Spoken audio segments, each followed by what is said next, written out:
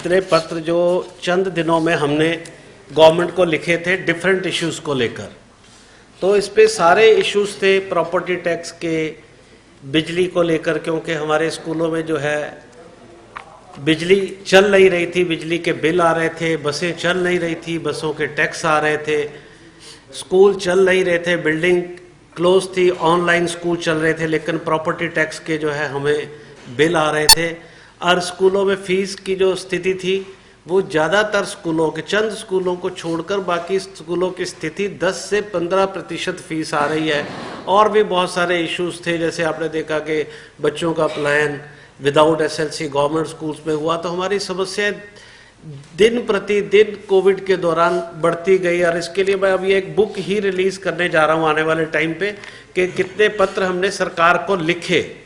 तो हम लिख लिख कर, और आपका सहयोग हमें हमेशा रहा कि मीडिया से आपने हमारी बातों को सरकार तक पहुंचाया, तो हमारी बातें सरकार पर पहुंची, और जिसका प्रतिफल आपने पिछले दिनों में 2-3 दिनों में देखा कि सबसे बड़ी हमें राहत जो मिली वो हमारे माननीय अनिल विज जी के द्वारा एक प्रॉपर्टी टैक्स में जो छूट दी गई, और करीब 24 करोड़ के करीब 23 करोड़ 50 लाख का प्रॉपर्टी टैक्स में हमें जो राहत एक प्रदान की गई, तो उससे जो है हमने ये अपने प्रेस नोट में भी लिखा है कि अनिल विज जी ने के काम किया है, काम करेंगे। मैंने उनका नारा बहुत पहले देखा था, जब वो अब तो बहुत सीनियर लीडर हैं, इस समय हिंदुस्तान के जाने माने लीडरों में उनका शुमार होता है।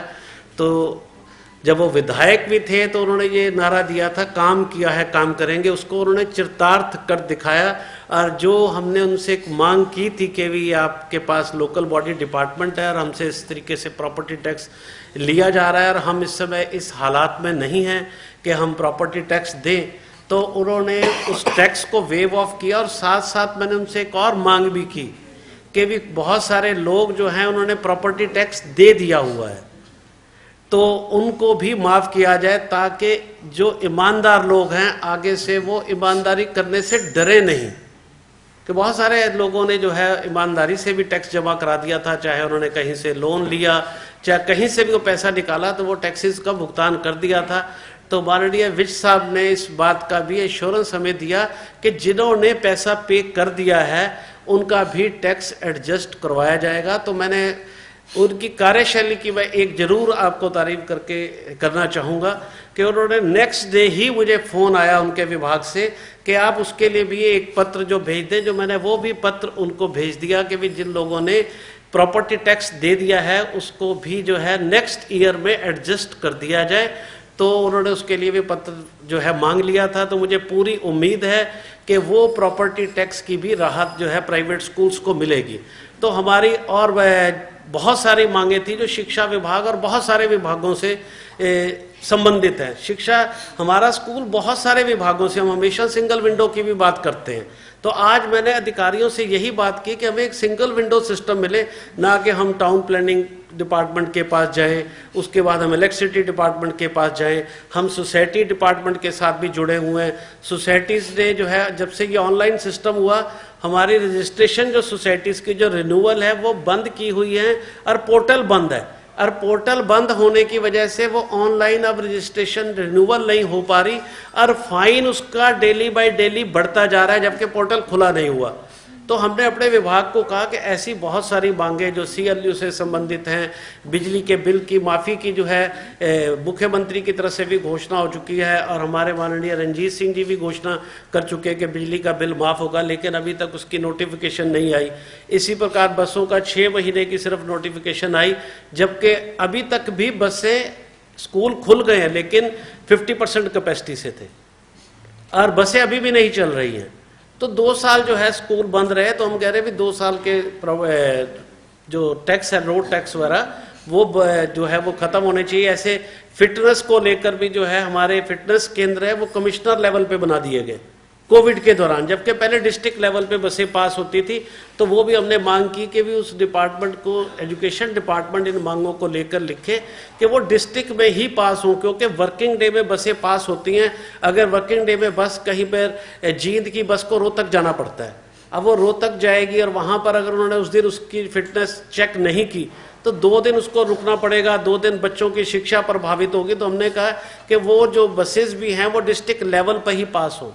तो इस तरह के बिजली के बिलों को लेकर भी हमने कहा कि डिपार्टमेंट ही लिखे, सोसाइटी को भी डिपार्टमेंट ही लिखे। तो इस पे बहुत सकारात्मक बात जो है डॉक्टर महावीर जी के जो अध्यक्षता में अधिकारी थे, गणेशन जी थे हमारे, और एलिमेंट्री के डायरेक्टर्स थे, सभी ने बहुत सकारात्मक माहौल में चर्चा हुई। हमने प्लेवे स्कूलों को खोलने की बात भी रखी कि प्लेवे स्कूल भी जो है वो हमारी एजुकेशन का नींव है। तो पूरी कैपेसिटी में प्लेवे से जो है स्कूल्स को स्टार्ट किया जाए। तो ये सारी बातें हमने खुलकर रखी। प्लेज मनी का हमने इशू रखा कि प्लेज मनी जो है सीबीएसई में जो तर्ज पे ली जाती है उसी तर्ज पे ले ली जाए। या अन्य राज्यों के भी हमने उदाहरण दिया, तेलंगाना का दिया, पंजाब का दिया, हिमाचल का दिया। तो सारे हमने लेटर्स में ये उदाहरण दिए कि भी किसी भी राज्य में इतनी प्लेज मनी नहीं है। हरियाणा में करोड़ों रुपए भी प्लेज मनी एक एक स्कूल को देनी पड़ रही है, जिसका बोझ जो है अल्टीमेटली वो अभिभावकों को पड़ता है और उससे फीस बढ़ती है। और वो जो पैसा एक एफडी के रूप में जो है वो सरकार के बैंक में पड़ा रहता है, जिसका यूज़ ना स्कूल कर सकता है ना डिपार्टमेंट के किसी यूज़ का है। तो ये बात भी हमने प्रैक्टिकली उनके पास रखी। तो उस पर भी सरकार का सकारात्मक रवैया था कि वो ये सारे इश्यूज़ को चेक कर कर प्लेज मनी पे भी डॉक्टर महावीर जी ने, गणेशन जी ने बड़ा सकारात्मक रवैया दिखाया कि इन सारे इशू को सॉर्ट आउट किया जाएगा। और एक एग्जिस्टिंग की लिस्ट जो है हमारी 600 स्कूल्स की पेंडिंग थी। तो वो 600 स्कूल पेंडिंग होने के बाद भी ये था कि अक्सर जो है स्कूल्स छूट जाया करते थे। तो ये इशू आया कि ये बार बार जो है स्कूल क्यों छूट रहे हैं। तो हमने कहा कि बहुत जगह पर क्या है कि नीचे के अधिकारियों के लेवल पर कुछ कॉम्प्लिकेशंस खड़ी हो जाती हैं, जिसकी वजह से स्कूल्स जो है वो अप्लाई तो करते हैं लेकिन उनके स्कूल्स को आगे फॉरवर्ड नहीं किया जाता, जिसकी वजह से वो छूट जाते हैं। फिर वो दोबारा जब कोई मौका आता है तो कोई अच्छा अधिकारी आता है तो वो अपने केस फॉरवर्ड करते हैं, तब तक वो लिस्ट नोटिफाई हो चुकी होती है। और फिर वो दोबारा एक ऐसे प्रोसेस से, लंबा प्रोसेस है कि दोबारा उसको वो बेनिफिट नहीं मिल पाता। तो हमने कहा कि एक ऐसा सिस्टम बनाया जाए जिससे ये सारी जो अड़चने हैं ये ग्राउंड लेवल की ये खत्म हो और स्कूलों को इंसाफ मिले। तो उसमें भी ये चर्चा हुई कि ऑनलाइन पोर्टल की बात आई कि एक ऑनलाइन सिस्टम ऐसा अगर डेवलप कर दिया जाए जिससे किसी को कोई अड़चन ही ना रहे और जो भी इसका लाभ लेने का पात्र है उसको डायरेक्ट लाभ मिले और बीच में जो कोई भी ना उसको परेशान कर सके और ना कोई दूसरे भी मेथड्स उससे सारे के जो है एक बड़ी क्लीनलेस जो है सिस्टम के अंदर जो आज मैंने मीटिंग में महसूस की कि उससे एक बहुत बड़ी सफाई होगी और बहुत बड़ी राहत जो है वो 600 की बजाय भी जो स्कूल और रह गए होंगे वो भी जब अप्लाई करेंगे और अगर वो एग्जिस्टिंग स्कूलों के लिए एंटाइटल्ड होंगे तो ऑटोमेटिक उनको लाभ मिल जाएगा, उनको कहीं इधर उधर परेशान नहीं होने पड़ेगा। इस तरह की बातों पे सहमति बनी, आश्वासन मिला और मुझे पूरी उम्मीद है कि जल्दी ही। और दूसरा जैसे मैंने कहा कि SCBC के जो बच्चे थे, पहले बोर्ड में प्राइवेट स्कूलों के बच्चों की भी फीस नहीं ली जाती थी और कुछ वर्षों से ये फीस SCBC के जो है वो बोर्ड में भी एग्ज़ाम फीस लगनी शुरू हो गई थी। तो मैंने इस मुद्दे को उठाया कि अगर बच्चे जो है जो गरीब परिवार है उनके लड़की अगर जो है वो गवर्नमेंट स्कूल में पढ़ रही है तो ये अक्सर देखने में मिला लड़का प्राइवेट स्कूल में पढ़ रहा है तो उन सभी का जो है बेनिफिट मिले। अगर वो प्राइवेट स्कूल में, बजट स्कूल में, कम फीस के स्कूल में पढ़ रहा है तो उसकी भी एग्ज़ाम फीस जो है वो माफ़ की जाए, जिस पर इस पे भी सहमति और पॉजिटिव वातावरण बना कि ये हमारी मांग जो है सही है। ऐसे स्कॉलरशिप्स के एग्ज़ाम के अंदर हमने एक बात उठाई कि स्कॉलरशिप्स के एग्ज़ाम में जो प्राइवेट स्कूल के बच्चे हैं उनके साथ कहीं ना कहीं उस रेशो में उनको बेनिफिट नहीं मिलता। तो बच्चों के साथ कहीं पर भी ये डिस्क्रिमिनेशन नहीं होना चाहिए। हम इस बात को भी हमने अधिकारियों के सामने रखा तो सारे अधिकारी इस पर भी सहमत थे। इसमें भी एक पॉजिटिव वातावरण बना के भी ये भी जो है मुद्दे ये जो है चर्चा में ला कर इनका भी हल किया जाए और बच्चों को समानता से स्कॉलरशिप्स के एग्ज़ाम में भी जो है वो अवसर जो मिले। ऐसे ही एक्सटेंशन का मामला था कि 1 ईयर एक्सटेंशन जो है स्कूल्स को प्रोवाइड की जाए। और दूसरा हमने ये कहा एक और भी टेम्परेरी और जो स्कूल हर साल जो एक्सटेंशन मिलती है, ये मामलों को भी हमने उस पे मामले उठाए। और स्कूलों की जो रिलैक्सेशन के मामले को भी हमने कहा कि अभी जो रिलैक्सेशन सरकार ने दी हैं वो बहुत अच्छी बात है, लेकिन मैंने एक मामला उसमें उठाया कि जो प्राइमरी की जगह है वो दिल्ली की तर्ज पे, क्योंकि गुड़गांव और फरीदाबाद दिल्ली के समकक्ष है। अगर आप पानीपत भी जाएं तो पानीपत में भी 5 गज जगह लेना भी दिल्ली से भी महंगा है। तो हमने कहा जब दिल्ली में 200 स्क्वायर यार्ड में प्राइमरी की मान्यता मिलती है, उसी तर्ज पर हरियाणा में भी जो है छूट दी जाए। और हरियाणा में भी 200 गज में अभी हमारे 250 स्क्वायर मीटर का रूल है, 300 गज का, ताकि जो लोग इस एजुकेशन के क्षेत्र में वर्षों से काम कर रहे हैं और ज़्यादातर इसमें महिलाएं जो है इस पर अपना योगदान दे रही हैं, तो वो उनको इसका जो पुराने स्कूल हैं उनको लाभ मिले। और एक मांग हमने और उठाई कि ICSE जो है वो 2000 स्क्वायर मीटर में सभी स्ट्रीम की एफिलिएशन प्रदान करता है। तो हमने कहा कि जो स्कूल 2000 स्क्वायर मीटर जगह पूरी कर लेता है उसको जो है NOC दे दी जाए, ताकि वो ICSE से अपनी एफिलिएशन करा सके। और इससे जो है प्रदेश के बच्चों की जो गुणवत्ता की शिक्षा है वो बढ़ेगी। वो ICSE भी एक अच्छा बोर्ड माना जाता है। अभी सिर्फ CBSE के लिए ही NOC का एक प्रावधान जो है हमारे रूलों में है, जिससे लोग CBSE के नॉर्म्स ICSE से सख्त हैं। तो अगर ये राहत भी प्रदान होती है तो प्रदेश में जो क्वालिटी एजुकेशन है वो और इम्प्रूव होगी और लोग ICSE से भी एफिलिएशन जिनकी 2000 स्क्वायर मीटर जगह है वो ले पाएंगे। और 134 की रिम्बर्समेंट को लेकर भी हमने इशू उठाया, जो चर्चा में रहा कि भी 9 to 11th हमें अभी किसी प्रकार की रिम्बर्समेंट नहीं मिलती। तो हमने इशू उठाया कि अब गवर्नमेंट के भी जो स्कूल्स हैं 9 to 12th वो फीस लेने लग गए और उस पर प्रावधान है कि जो सरकारी स्कूल की फ़ीस है वो जो है इस पर रीइंबर्स होगी। तो हमने कहा एक तरह से अब फीस तो 9th और 12th की भी शुरू करनी चाहिए। तो हमारी तो मांग ये रही कि एज़ पर रूल, हम तो इसी मांग पर अब आज भी हमारे यथावत खड़े हैं कि जो राइट टू एजुकेशन के प्रावधान में है कि वो फीस मिलनी चाहिए। लेकिन हमने सरकार को कहा कि अभी 9th और 12th की कोई फीस नहीं दी जाती है, तो वो फीस भी दी जाए। और जो हमारे 5 साल से 134 के अभी भी पैसे पेंडिंग है, उन पैसों की भरपाई की जाए, उन पैसों को दिया जाए, अदरवाइज बड़ी ये मुश्किल स्थिति रहेगी। और एक मुद्दा हमने 134 को लेकर ये भी उठाया कि सेम स्कूल में जो एक बात आई कि भी सेम स्कूल में बच्चे को एडमिशन का आपने अखबारों में पढ़ा होगा कि मिल सकता है। तो हमने कहा 134 ए बेटर स्कूल्स के लिए है कि अगर किसी स्कूल में एक बच्चा 5 साल से ऑलरेडी फीस दे रहा है, तो अगर वो 134 के एग्ज़ाम को क्लियर करता है तो उसको बेटर स्कूल में जाने के लिए ये सुविधा और ये स्कीम है, ना कि उस पर तो वो ऑलरेडी पहले ही सक्षम था, तो उसको बेटर स्कूल में जाने के लिए ये जो योजना हमने जो पहले सरकार की थी वो यथावत रहनी चाहिए, जिससे बच्चा ये नहीं कि जिस पे दे रहा था उसी में ही वो फ्री कर दिया जाए। तो पहले ही स्कूलों की स्थिति बहुत ख़राब है। दूसरा हमने कहा अगर आप जैसे दिल्ली में इस समय 1600 रुपये की भरपाई होती है, राजस्थान में 1200 रुपये की भरपाई होती है, हरियाणा में मैक्सिमम 700 रुपये की भरपाई होती है। तो हमने कहा अगर आप एज पर रूल भरपाई करते हैं तो फिर हमें किसी प्रकार की कोई परेशानी नहीं, अदरवाइज जो है इसका सारा बोझ जो है वो दूसरे अभिभावकों का पड़ता है।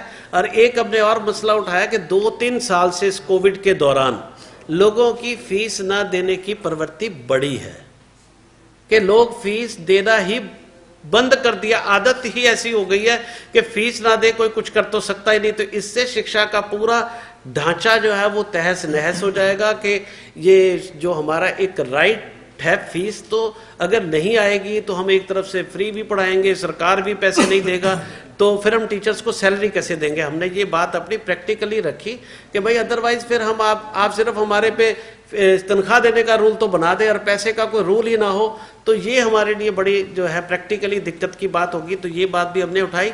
और एक हमने स्पोर्ट्स फंड को लेकर बात उठाई। आप देख रहे होंगे कि इन दिनों में स्पोर्ट्स हो रही है, और स्पोर्ट्स में क्या होता है कि अगर एक स्कूल के 2 बच्चे भी पार्टिसिपेट करते हैं तो हमने कहा उन पे ये दबाव बनाया जा रहा है कि वह पूरे स्कूल की स्पोर्ट्स फीस दें, कि अगर स्कूल में 1000 बच्चा है, 2 बच्चे उस गेम्स में पार्टिसिपेट करते हैं तो 1000 बच्चों का स्पोर्ट्स फंड मांगा जाता है। और अभी 3 सालों से आपने स्थिति देखी कि सरकार का ये पत्र था कि अगर कोई फीस ना दे तो उसको शिक्षा से वंचित नहीं करना। और शिक्षा जो है खेल भी उसका एक अंग है। जब होलिस्टिक डेवलपमेंट की बात करते हैं तो खेल भी उसका अंग है। ये नहीं कि हमने कोई स्कूल में आए तो उसको हम कहेंगे आपने पानी नहीं पीना, आपने खेलना नहीं। तो हमने कहा जब हम उसकी फीस हम ही नहीं ले रहे और पेरेंट्स उसको दे ही नहीं रहा, गवर्नमेंट ने भी ऑर्डर किया कि अगर वो फीस ना दे तो उसको शिक्षा से वंचित नहीं करना, तो हमने कहा उससे खेल से भी वंचित ना किया जाए। और इस साल स्पेशल छूट देते हुए उन बच्चों को खेलों में जो है वो भाग लेने दिए जाए, जिस पर भी सकारात्मक सहमति बनी कि ये आपकी मांग उचित है। तो ये सारी मांगे हमने, इसके अन्य भी कई मांगे हमने जो रखी, तो मुझे लगता है कि इस बार 25 सूत्रीय हमने जो है मांग रखी थी। बसों की लाइफ को भी हमने एक्सटेंड करने की बात रखी कि 2 साल से हमारी बसें खड़ी हैं। बसों की लाइफ जो एनसीआर के इलाके हैं उनमें 10 साल की और बाकी प्रदेश डिस्ट्रिक्ट्स में 15 साल की है। अब किसी की बस अगर 9 साल की एनसीआर में खड़ी थी तो वो तो 11 साल की रिटायर होगी, खड़े खड़े रिटायर होगी। अब स्कूल के पास पैसे नहीं है, ऐसे में वो 15 लाख की बस कैसे लाएगा। तो हमने ये भी मांग रखी कि 2 साल जब वो खड़ी है तो उसकी लाइफ को एक्सटेंड कर दिया जाए, अदरवाइज इसका बोझ भी आने वाले समय में जो है वो अभिभावकों पर ही पड़ेगा। स्कूल कहीं पर भी अगर उस पर बजट आएगा तो उसका खर्चा जो है कहीं ना कहीं अभिभावकों पे पड़ेगा और अभिभावक भी इस समय त्रस्त है। तो हमने ये मांग बसों की भी जो है वो हमने इस पर जो है कहा कि ये मांगे भी जो है सरकार इसको करे। और जो अपग्रेडेशन को लेकर हमने एक बात ये कही कि जो स्कूल 5वीं तक मान्यता प्राप्त है या 8वीं तक मान्यता प्राप्त है, एक स्टेप उसको अपग्रेड बिना जमीन को बढ़ाए, को जमीन बढ़ाना कोई आसान काम नहीं है। अगर ये मांगे हमने कहा सरकार मान लेती है तो 99% स्कूलों की सिर्फ समस्या खत्म नहीं होगी, पेरेंट्स के लिए भी इसमें सुविधा। आप देखिए हमने बच्चों की एग्जाम फीस की बात की कि उनके एग्जाम की फीस नहीं होनी चाहिए। अगर ये सारी चीजें होती है, प्लेज मनी कम होती है तो ऑटोमेटिक जो है फीस भी कम होगी। अगर बसों के टैक्स माफ होते हैं या बसों की लाइफ बढ़ती है तो पेरेंट्स पे उसका बोझ ऑटोमेटिकली कम होगा और उसका लाभ जो है बच्चों को भी मिलेगा और क्वालिटी एजुकेशन भी इम्प्रूव होगी। अगर आईसीएसई में भी स्कूल शिफ्ट हो पाएंगे तो उससे बेस्ट क्वालिटी स्कूल्स गिने जाते हैं आईसीएसई के, तो उसमें भी गुणवत्ता भी एजुकेशन की बढ़ेगी। तो ये सारी मांगे हमने रखी। तो आज हमें सबसे बड़ा जो इस पे फायदा लगा कि सरकार का जो रोल था वो बहुत ही आज पॉजिटिव था और हमें उम्मीद है कि 80% डिमांड्स हमारी पूरी होंगी। और जो दूसरे विभागों की भी थी, पहली बार आज अधिकारियों ने कहा कि हम उस सब में आपकी अनुशंसा का एक पत्र अपने विभाग से लिखेंगे। हमने कहा ये सिंगल विंडो सिस्टम हो तो बढ़िया बात है। तो उसमें आज मैं डॉक्टर महावीर जी का भी और गणेशन जी का भी, एलिमेंट्री के डायरेक्टर्स का भी धन्यवाद करूंगा कि पहली बार उन्होंने कहा कि दूसरे विभागों से भी संबंधित जो आपकी मांगे हैं उनके पत्र हम लिखकर उन विभागों को देंगे ताकि ये मामले सॉल्व। हमने सीएलयू की बात भी रखी तो उन्होंने पूछा कि आप सीएलयू क्यों, कोई तर्क बताइए कि प्राइवेट स्कूल्स पे सीएलयू क्यों नहीं होने चाहिए। वो कहते जैसे वेयर हाउसेस पे सीएलयू नहीं है। तो हमने कहा बड़ा क्लियर तर्क है, अगर गोदाम सबसे पहले देश में प्रायोरिटी क्या है वो है एजुकेशन। दूसरा एजुकेशन एक सोशल कॉज है, नॉट फॉर प्रॉफिटर। गवर्नमेंट और पूरा यूनिवर्सल मिलेनियम गोल भी क्या है कि बच्चों को स्कूल लाना है, क्वालिटी एजुकेशन देनी है, इससे तो बड़ा कोई काम ही नहीं है। और नॉट फॉर प्रॉफिट है, सोसाइटीज के अंडर चलता है। तो हमने कहा कि इस पे सीएलयू होनी ही नहीं चाहिए। उसकी वजह से भी बहुत सारी कॉम्प्लिकेशन खड़ी हो रही हैं और शिक्षा भी उससे सीएलयू की वजह से, और ये जो हमारा प्रॉपर्टी टैक्स है, उसके बाद हमारा ये प्लेज मनी है, इसकी वजह से शिक्षा बहुत महंगी हो रही है। तो हमने कहा अगर ये सारे आप सुधार करेंगे जो हमने आपको राय दी है तो उसका लाभ ऑटोमेटिक क्वालिटी एजुकेशन को भी मिलेगा, बच्चों को भी मिलेगा और अभिभावकों को भी मिलेगा। तो हर मुद्दे पे सकारात्मक, सीएलयू पे भी सकारात्मक बात थी। उन्होंने कहा कि आप डिपार्टमेंट को लिखिए और हमें भी लेटर दीजिए, लेकिन उन्होंने कहा कि आप अपने तर्क के सहित जो है सीएलयू जो ये डिपार्टमेंट जो है लोकल बॉडीज या टाउन प्लानिंग जिनके पास भी, हमको भी पत्र लिखिए। दूसरा हमने एक मुद्दा और भी उठाया कि जो स्कूल हमारे अनरिकॉग्नाइज्ड कॉलोनीज में है वहां पर लीज डीड नहीं हो पा रही है। जब लीज डीड नहीं हो पा रही तो वो मान्यता नहीं ले पा रहे। तो अधिकारियों ने बताया या जो लाल डोरे के अंदर स्कूल हैं उनके पास मालिकाना हक नहीं होता, तो उनके पटे नहीं हो पा रहे। तो उन्होंने कहा कि वहाँ पर एक स्वामित्व एक स्कीम चली है जिसके कारण जो है ये जो लाल डोरे वाली समस्या का आपका समाधान हो जाएगा। लेकिन जो दूसरा है वो लोकल बॉडी के अंडर आता है। तो हमने कहा कि हम माननीय अनिल विज जी को भी इसको लिखेंगे कि भी जो अनऑथराइज्ड में स्कूल चल रहे हैं और एग्जिस्टिंग स्कूल्स हैं, तो उन स्कूलों को भी जो है उनका लीज जो है हो पाए, उसका भी एक रास्ता निकले, ताकि उन स्कूलों की मान्यता का भी रास्ता जो है प्रशस्त हो। तो ये सारी मांगे आज बहुत ही सकारात्मक उस पर जो है निकली। तो मैं आज पहली बार आपने देख रहा होंगे कि भी हम किसी बात का विरोध नहीं कर रहे उस बात को लेकर, तो हमेशा विरोध करना ठीक है। अगर हमारी बातें अमली जामा नहीं इसको पहनाया जाएगा तो फिर बात और है कि हम कहीं ना कहीं दोबारा फिर खड़े होंगे।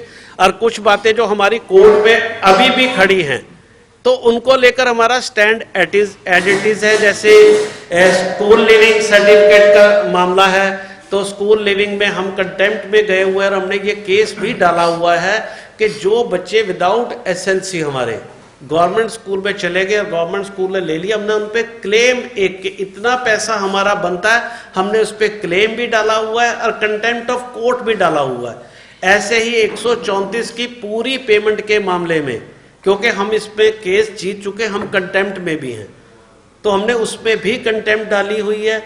तो वो हमारे मामले यथावत हैं, उस पे हमारा संघर्ष जारी रहेगा। लेकिन जो सरकार ने आज पॉजिटिव रवैया अपनाया उसका हम धन्यवाद करते हैं और पूरी आशा और उम्मीद करते हैं कि जो बातें आज हमारी सरकार के साथ हुई तो जल्द उनका जो है निवारण होगा। 1 साल भी स्कूलों को जो है जल्दी एक्सटेंशन प्रदान की जाएगी। और जब तक ये ऑनलाइन पोर्टल और दूसरी जो बातें आज हमें आश्वासन दिए गए हैं, जब तक ये कंप्लीट नहीं हो जाता तो 1 वर्ष और देकर और फिर इन सारी समस्याओं का समाधान जमीन में और रियायतें देते हुए सरकार इसका समाधान करे। और प्लेज मनी भी हमने कहा कि इस समय हमारे पास इतने पैसे नहीं हैं कि हम इतनी प्लेज मनी दे सकें, तो उस पर भी उनका सारे प्रदेशों के उन्होंने हमने जो सबूत दिए उसको वो उन्होंने कहा हम स्टडी करके इसका भी कोई ना कोई निवारण हम जो है सरकार जल्द से जल्द जो है वो कर देगी। ये आज सारे मसले मीटिंग के अंदर डिस्कस हुए।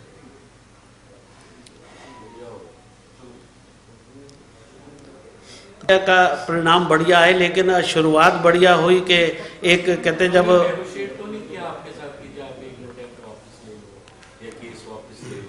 देखो बड़े सौहार्दपूर्ण वातावरण में ये बात हुई, सौहार्दपूर्ण वातावरण में ये बात हुई कि आप जो है वो जो कंटेम्प्ट है उसको वापस लें सौहार्दपूर्ण। लेकिन देखो जो कोर्ट के मामले हैं उस पर हमारे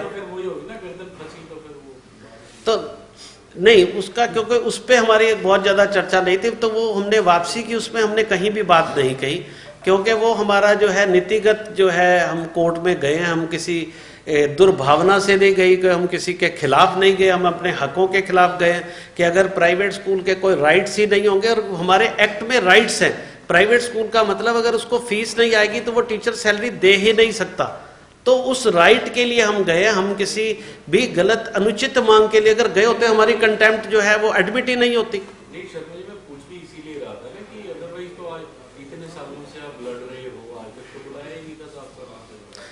देखो मैंने एक चीज का जो महसूस किया, जो मैं बात हमेशा स्पष्ट कहने में मैंने कभी गुरेज नहीं किया, कि महावीर जी से भी हमारी जब मुलाकात पीछे भी हुई तो मैं एक पत्र आपको दिखा सकता हूँ कि जब उन्होंने पॉजिटिव उसी समय दिया, और गणेशन जी और अंशज जी जो हमारे इस समय दोनों डायरेक्टर्स हैं, बोथ आर वेरी पॉजिटिव। मैं उनके आने के बाद एक पॉजिटिव वातावरण बना है, इस पर कोई शक की बात नहीं है।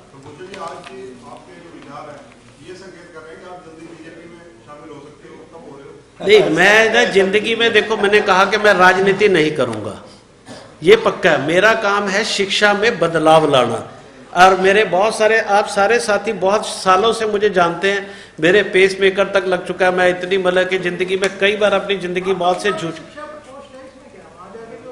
नहीं, मैंने ये कसम खाई है कि मैं इस मसले पे नहीं जाऊंगा, और मैं शिक्षा में बदलाव के लिए जो है काम करता रहूंगा। अगर शिक्षा के नाते मुझे, मैं कभी ना इलेक्शन लड़ूंगा और ना किसी पार्टी के साथ बंधूंगा। अगर कोई मुझे कुछ सम्मान देता है वो बात, आप ही लोग इतना सम्मान देते हो कि इतने सालों से मेरी बात जो है आप लिखते हो, तो इसका सारा श्रेय जो है हमारा चंडीगढ़ के आप मीडिया पर्सन्स को भी है कि आप इतनी बातें लिखते हैं तो मुझे आप मेरी बात को वहाँ पहुँचाते हो। तो ये मेरा डिटर्मिनेशन है, पक्का आपसे प्रॉमिस है कि मैं इलेक्शन कभी नहीं लड़ूंगा, कि ये पक्का है। क्योंकि राजनीति में आते ही आदमी एक किसी पार्टी की नीतियों से बंध जाता है और बंधने के बाद वो फिर वो विचारों के साथ बंध जाता है। तो मैं आज़ाद रहकर जो है शिक्षा में बदलाव के लिए काम करने के लिए मैं कोशिश करता रहता हूँ हमेशा।